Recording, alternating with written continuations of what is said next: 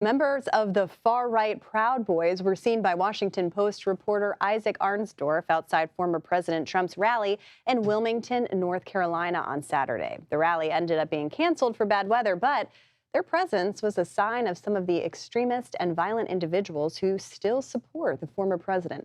In a newly published book by Arnsdorf, he explores the lasting and potentially dangerous impact Trump has had on the Republican Party.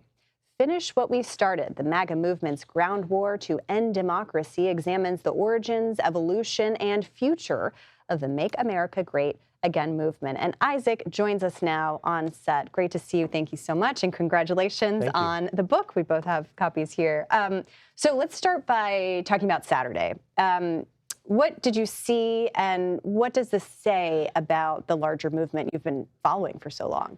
So it was a group of 10 or 11 men dressed in the uniforms of the Proud Boys. And they were at the entrance. They had a sign. They were calling for the release of everyone charged in connection with the January 6th attack on the Capitol, which is something that Trump himself has called for.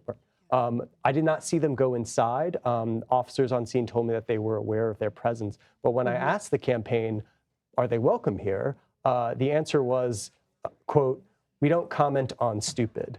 The Biden campaign did come out with a statement calling for Trump to disavow them and for criticizing their role as part of Trump's base. I mean, I think everyone remembers that debate in 2020 where he said, stand back and stand by. But, you know, you've been talking to so many of these people over the course of the reporting from your book. I'm wondering if you could kind of explain to us what that evolution has been, because now it seems to be obviously beyond Trump, but he is now the presumptive Republican nominee.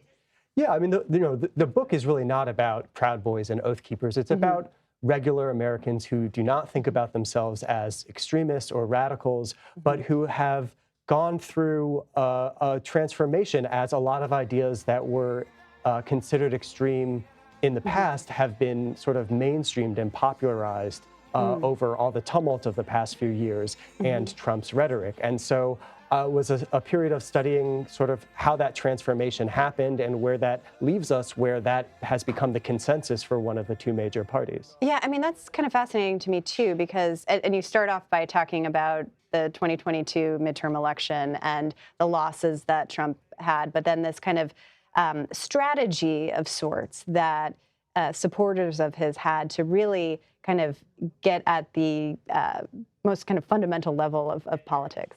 Yeah, a really underappreciated story of the past few years is how the movement responded to January 6th. So a period actually where Trump was out of power and where and not only out of power, but kind of out of the picture, right? Sort of in hiding in Mar-a-Lago. And the movement was struggling with how to process that.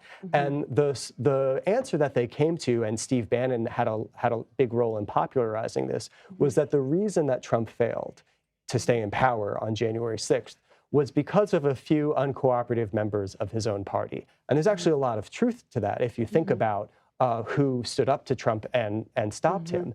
And so the solution for them was to take over the party from the bottom up, from the precinct level to the counties and the districts and the states, and transform the party, purify the party, and then they could prevent that from happening again. Kind of this precinct strategy, as I think Bannon calls it.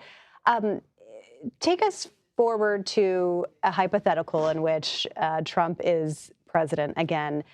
What does a second term look like, considering this movement that you've been reporting on? Trump and the people around him have been very explicit about what they want to do with a second term. And I'm not talking about Trump, whether he's joking or not, when he talks about being a dictator for one day. But it's not a joke, very serious about a more muscular use of federal executive authority, talking about using the Justice Department to punish his critics, maybe invoking the Insurrection Act on the first day of the inauguration in response to any protests, deploying military resources to build detention camps for immigrants. So really picking up, not just picking up where he left off in a first term, but pushing much farther, faster. Yeah, this gives a preview of all of that. Isaac, thank you so much for your reporting. I encourage everybody to check this book out. We appreciate it. Thank you.